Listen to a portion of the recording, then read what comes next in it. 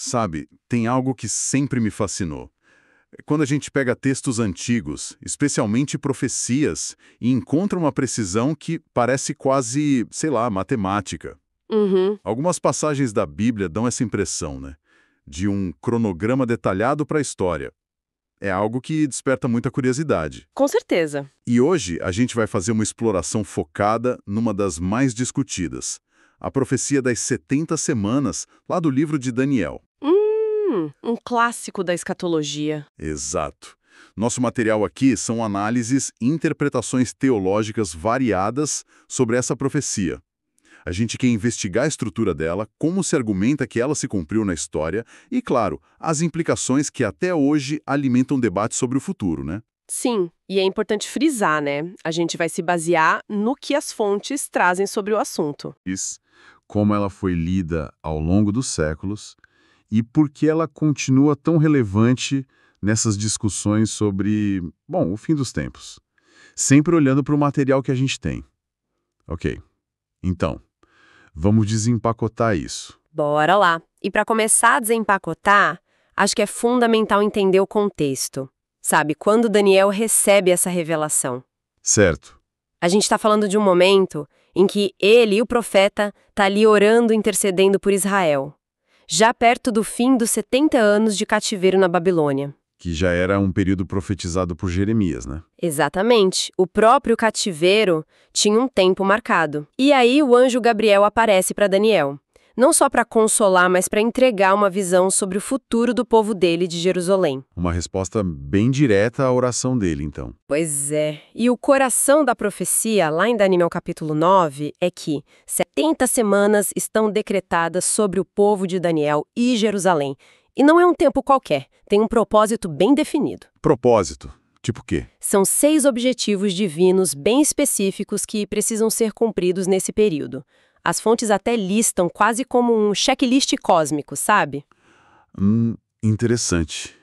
Quais seriam? Olha, acabar com a transgressão, dar fim aos pecados, espiar a iniquidade, trazer a justiça eterna, selar a visão e a profecia e ungir o Santo dos Santos. Uau! Metas ambiciosas. E esse Santo dos Santos pode ser o quê?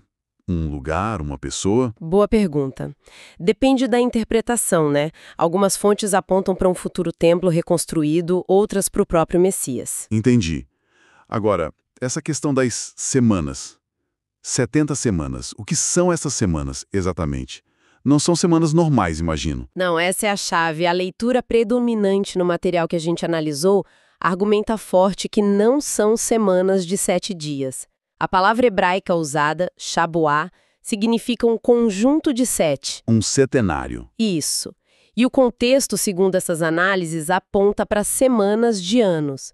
Ou seja, cada semana seria um período de 7 anos literais. Ah, ok. Então 70 semanas seriam 70 vezes 7, 490 anos. Exatamente, 490 anos.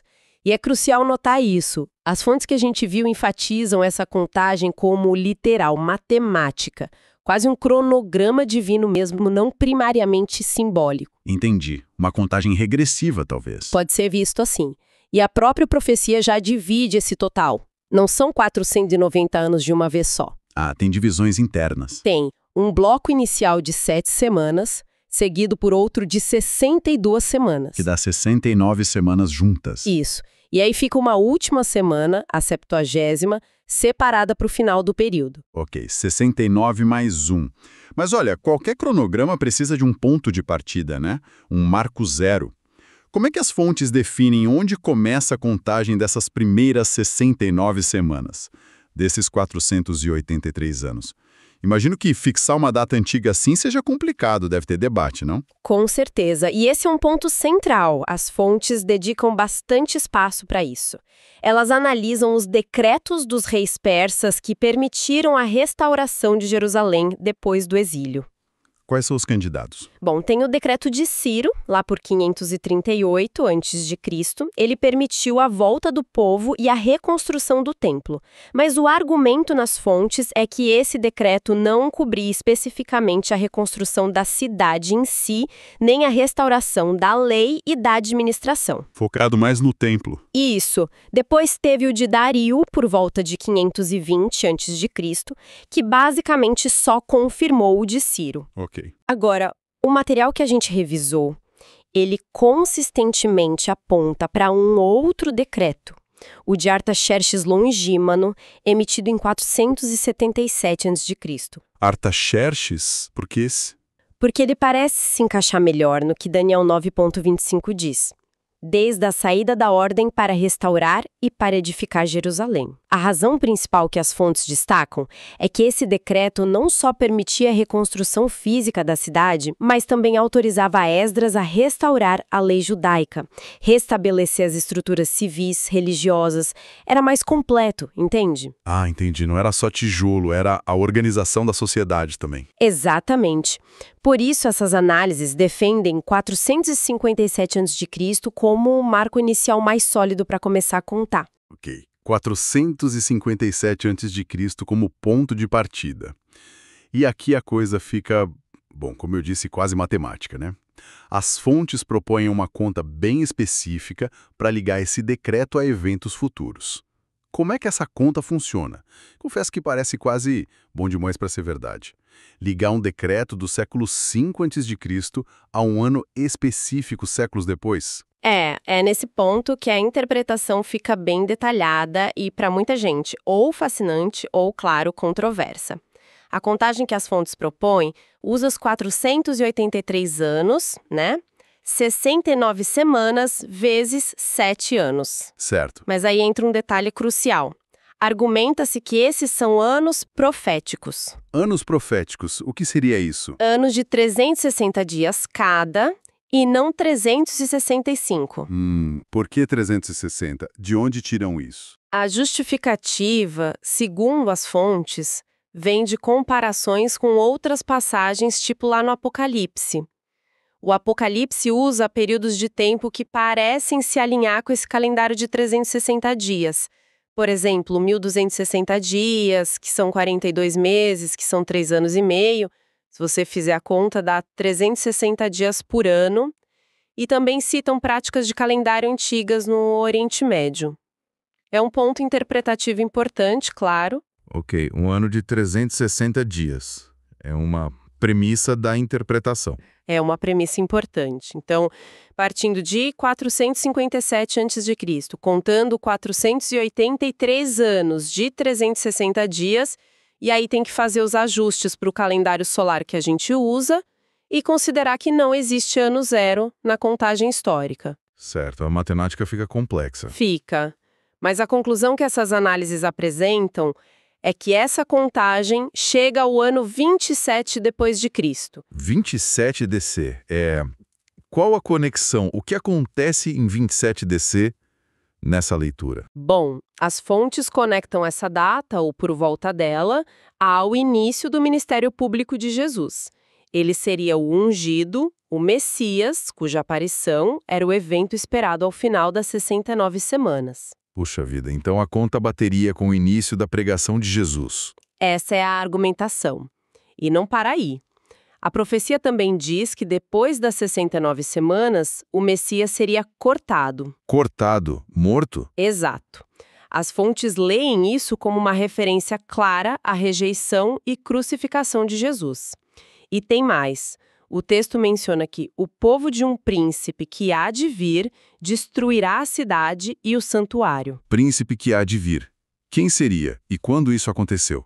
Historicamente, isso é conectado à destruição de Jerusalém e do Segundo Templo pelos exércitos romanos, liderados por Tito, no ano 70 DC. O povo do príncipe que há de vir seriam os romanos. Ah, entendi. Então a sequência seria: decreto em 457 a.C., passam-se os 483 anos proféticos, chega-se a 27 DC, com o ministério de Jesus, ele é morto, cortado depois disso, e então, em 70 DC, a cidade e o templo são destruídos. Exatamente. Para quem defende essa interpretação, a força dela está justamente nessa sequência de eventos que parecem se alinhar com a profecia. Certo. Essa leitura então vê as 69 semanas se encerrando ali com esses eventos cruciais do primeiro século. Mas a profecia fala de 70 semanas. Se a 69 termina ali, com a morte de Cristo e a destruição de Jerusalém, onde fica essa última semana? As fontes simplesmente sugerem um salto no tempo, um pulo de quase 2000 anos na contagem. Como explicam isso? Dos mais distintivos dessa linha interpretativa do dispensacionalismo. Elas argumentam que os eventos que marcam o fim da 69ª semana, a morte do Messias, a destruição de Jerusalém, não dão início imediato à 70ª semana. Então fica um espaço. Exatamente. Propõe-se um hiato, uma pausa, no relógio profético, digamos assim. Um intervalo de tempo de duração não especificada entre o fim da 69ª e o começo da 70ª. O tempo da igreja, talvez? Muitos chamam assim. Essa última semana, a 70ª, então, é projetada para o futuro. E seria também um período literal de 7 anos. Ok. Uma semana futura de 7 anos, e o que aconteceria nela? É durante essa futura 70ª semana que outra figura central entra em cena, aquele príncipe que há de vir que foi mencionado lá atrás em conexão com a destruição de Jerusalém pelo povo dele. Aquele ligado aos romanos. Isso, as fontes interpretam que esse líder futuro, não Tito, mas alguém que surge do mesmo espírito ou área geopolítica do antigo Império Romano revivido de alguma forma, firmará uma aliança, um pacto. Que tipo de pacto? Possivelmente de paz ou segurança, talvez envolvendo Israel de forma central. A profecia diz que ele firma essa aliança com muitos, por um período de 1 semana, ou seja, os 7 anos. Certo, um acordo de 7 anos. Parece bom inicialmente. Parece. Contudo, o acordo não dura. Na metade da semana. Depois de 3 anos e meio. Exato. Esse mesmo líder vai quebrar a aliança e é nesse ponto que ele cometerá o que a profecia chama de abominação da desolação. Abominação da desolação. O que seria isso? De profanação extrema. Possivelmente no local do antigo templo em Jerusalém, talvez um templo reconstruído, um lugar santo. Seria algo que ecoa profanações históricas, como a de Antíoco Epifânio, mas numa escala futura, global e definitiva. Nossa, então a semana começa com paz e termina mal. Muito mal. A 70ª semana nessa leitura é vista como dividida ao meio. A primeira metade, com a aliança em vigor, pode até ter uma fachada de paz, segurança global, talvez estabilidade política, econômica. Uma falsa paz. Possivelmente. Mas a segunda metade, depois da quebra do pacto e dessa abominação, aí marca o início do período intensificado que outras partes da Bíblia chamam de Grande Tribulação. A famosa Grande Tribulação. Sim, um tempo descrito nas fontes como de perseguição sem precedentes, especialmente contra Israel e aqueles que se mantêm fiéis a Deus, juízos divinos sobre a terra, catástrofes naturais e sociais em escala global. E essa divisão de 3 anos e meio, ela aparece em outros lugares? Assim. E aqui a coisa se conecta de forma bem interessante como as fontes apontam. Elas vão direto para o livro do Apocalipse. Certo. O Apocalipse descreve eventos desse período final usando durações que parecem espelhar essa segunda metade da semana de Daniel.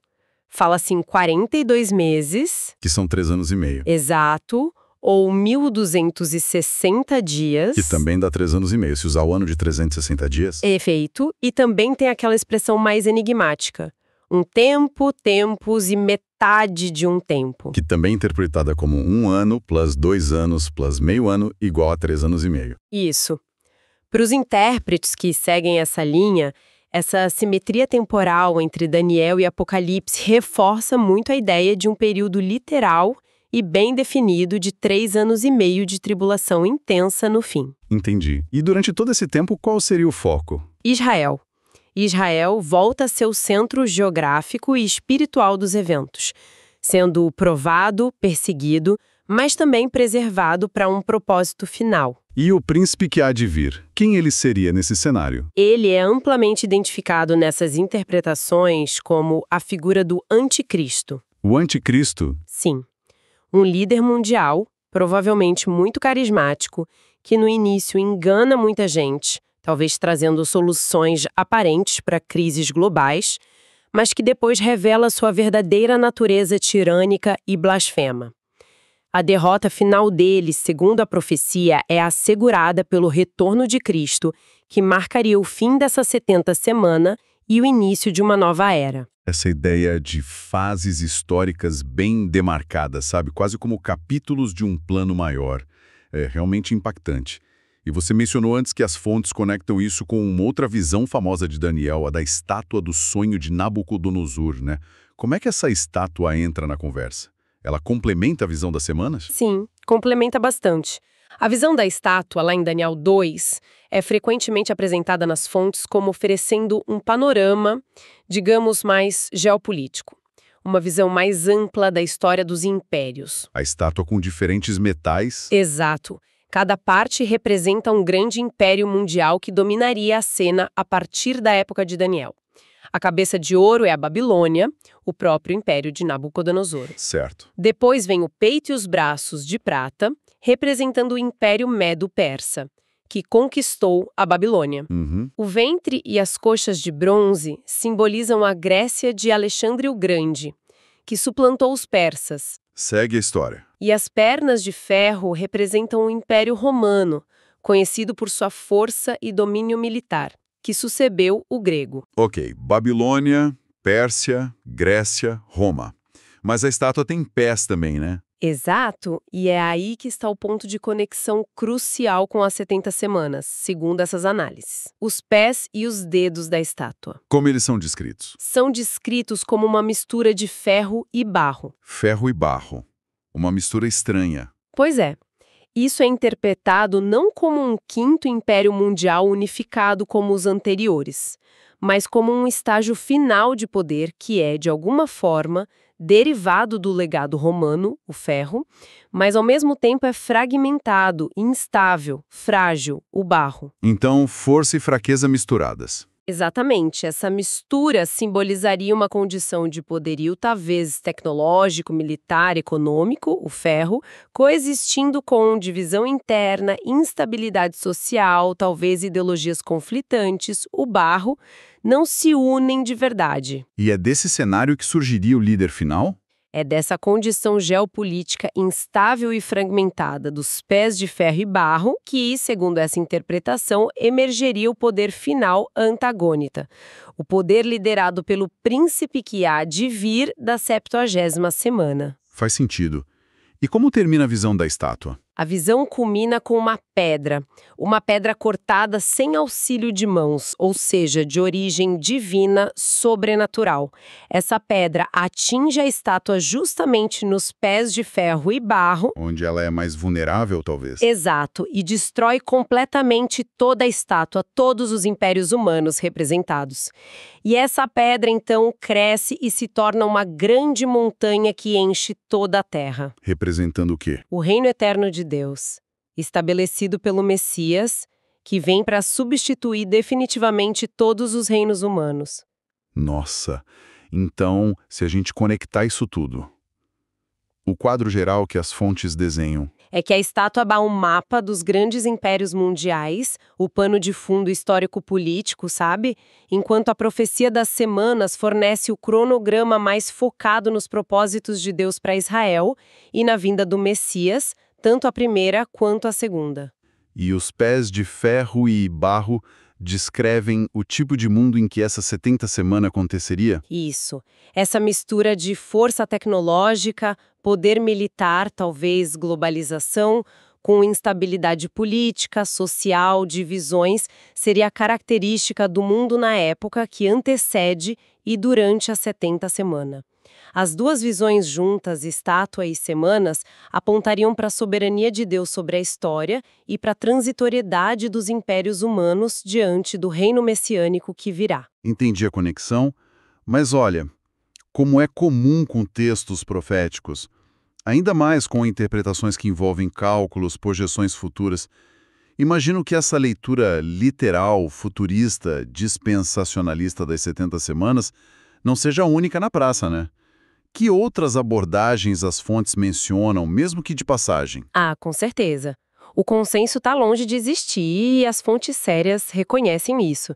Elas descrevem outras escolas de interpretação importantes. Quais seriam as principais? Bom, a visão dispensacionalista clássica, que é essa que a gente detalhou mais, né? Ela recebe bastante destaque no material que analisamos. Ela é literal, cronológica, vê 69 semanas cumpridas, um intervalo, e uma 77ª semana futura de 7 anos literais, bem focada em Israel. A argumentação a favor dela nas fontes se baseia no que eles veem como coerência com o texto literal, com a história, para 69 semanas e com outras profecias, tipo Apocalipse, mantendo a precisão numérica e o foco em Israel. Ok, essa é uma qual outra? Tem também a visão historicista.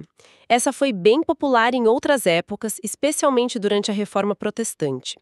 Ela tende a ver a profecia se cumprindo de forma contínua, progressiva, ao longo de toda a história da Igreja, desde o primeiro século até hoje ou até o futuro. E as semanas? São interpretadas de modo mais simbólico, representando longos períodos de tempo, não necessariamente 490 anos literais. A crítica que as fontes que vimos levantam contra essa visão é que ela perderia a precisão matemática e temporal que o texto de Daniel parece sugerir e também diluiria o foco específico em Israel que a profecia parece ter. Entendi. Próxima. Outra abordagem bem diferente é a preterista. O preterismo, que pode ser parcial ou total, argumenta que a maior parte da profecia, inclusive as 70 semanas, já se cumpriu totalmente no passado, Tudo no passado? Quando? principalmente nos eventos do século I depois de Cristo. Tudo culminaria ali com a destruição de Jerusalém em 70 depois de Cristo.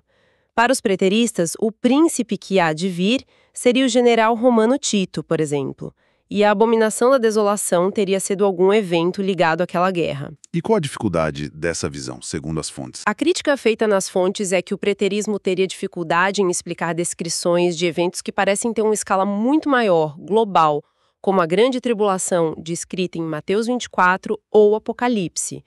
E também eventos que claramente ainda não ocorreram, como uma restauração final e completa de Israel, um reino milenar de Cristo na Terra, ou a derrota de uma figura futura global do tipo anticristo. Certo, falta mais alguma principal? Sim, menciona-se também a visão futurista não dispensacionalista. Essa visão concorre com os dispensacionalistas que a 60ª semana ainda é futura.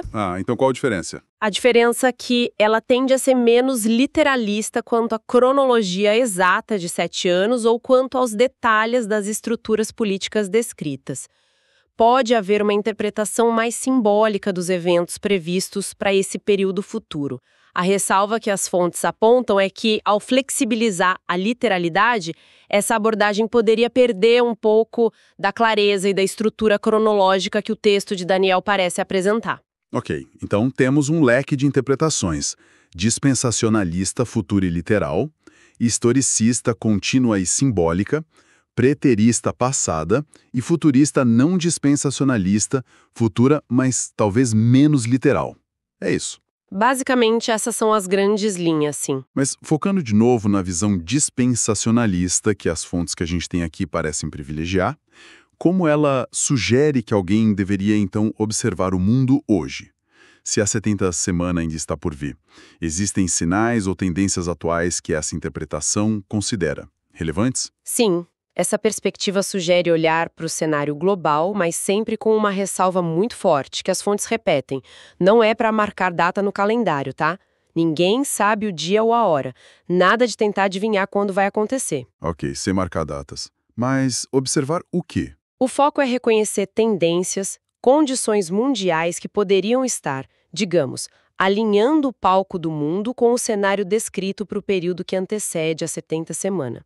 As fontes mencionam alguns desses elementos contextuais. Por exemplo, A globalização cada vez mais acentuada em todos os níveis, a formação de blocos de poder político, econômico, militar, que são super interconectados, mas ao mesmo tempo marcados por muita instabilidade, muita divisão. Uma possível analogia com os pés de ferro e barro da estátua. Exatamente, essa mistura de força e fragilidade.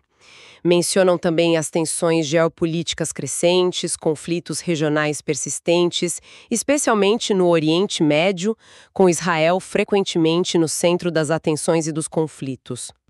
Falam dos avanços tecnológicos que poderiam hipoteticamente facilitar formas de controle global, vigilância em massa, sistemas econômicos unificados, coisas que eram impensáveis há pouco tempo.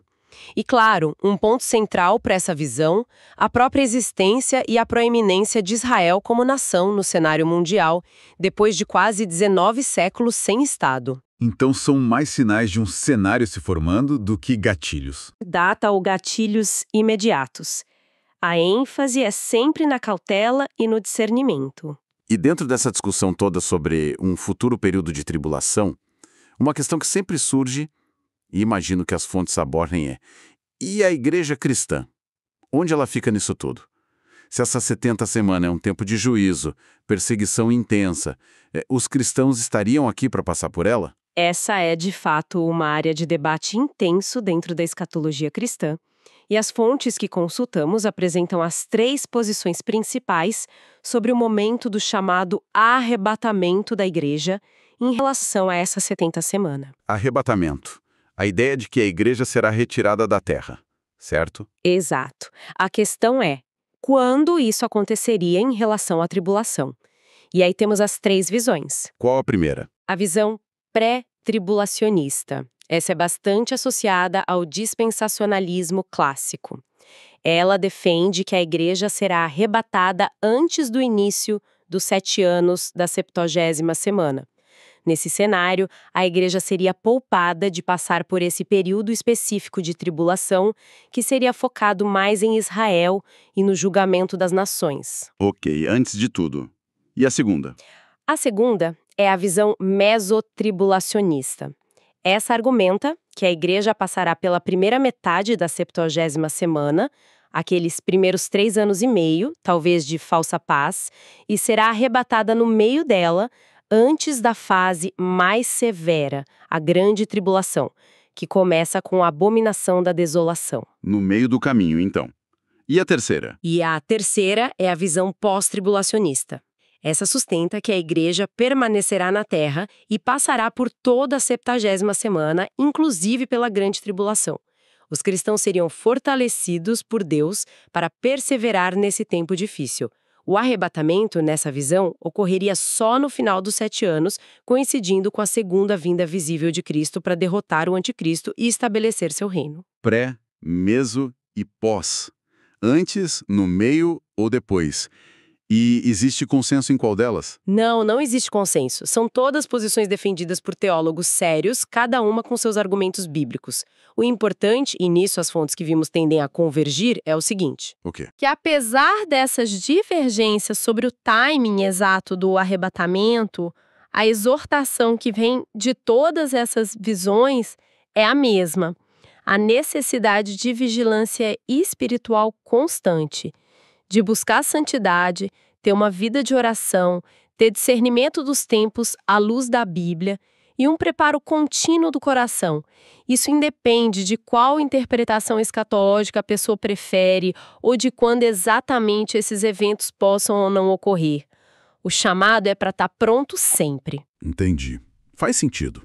Bom, para a gente ir amarrando nossa conversa, então, o material que a gente explorou hoje apresenta essa profecia das 70 semanas de Daniel como um possível, talvez um surpreendente cronograma divino, pelo menos na leitura predominante nessas fontes, né? Essa interpretação argumenta que as primeiras 69 semanas se cumpriram na história, culminando ali na primeira vinda de Cristo, sua morte e a destruição de Jerusalém. Certo. E restaria, então, uma 70 semana.